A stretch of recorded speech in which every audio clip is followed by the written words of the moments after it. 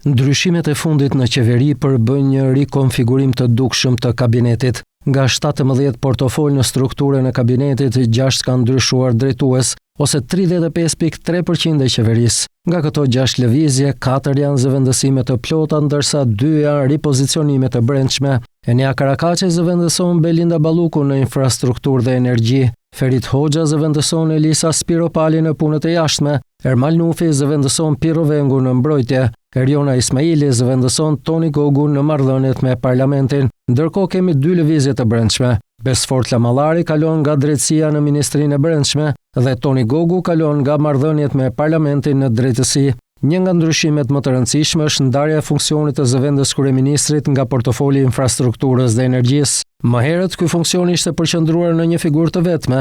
Tashti kemi një model të ri ku Albana Koçiu merr funksionin e zëvendës kryeministres, ndërsa Enea Karakaçi merr Ministrinë e Infrastrukturës dhe Energjisë. Kjo do të thotë se koordinimi qeveritar kalon nga një profil energjetik politik në një profil administrativ reformues. Koçiu vjen nga drejtimi i Departamentit të Administratës Publike që prej vitit 2013, pra 12 vite në krye të reformës së shërbimit civil, ndërsa Karakaçi ka profil teknik në energji dhe rregullim sektorial. Në 6 ministrat e ndryshuar, 4 nga 6 ose 66.7% kanë formim juridik. Karakaçi, Lamallari, Nufi dhe Ismaili, një profil diplomatik karriere mbi 30 vjeçare, Ferit Hoxha, një profil reforme administrative, Albana Koçiu, pra dominon qartë profili ligjor në bllokun e ndryshimeve.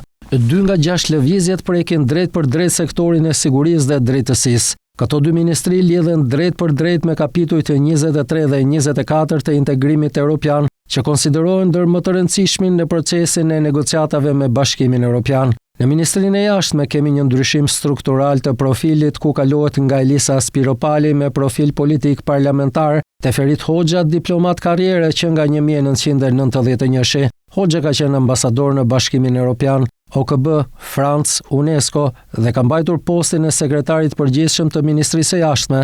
Kjo përfaqëson kalim nga profil politik në profil teknik diplomatik me mbi 30 vite eksperiencë. Para ndryshimeve, kabineti qeveritar kishte 9 gra dhe 8 burra. Pas ndryshimeve, kabineti përbëhet nga 7 gra dhe 10 burra.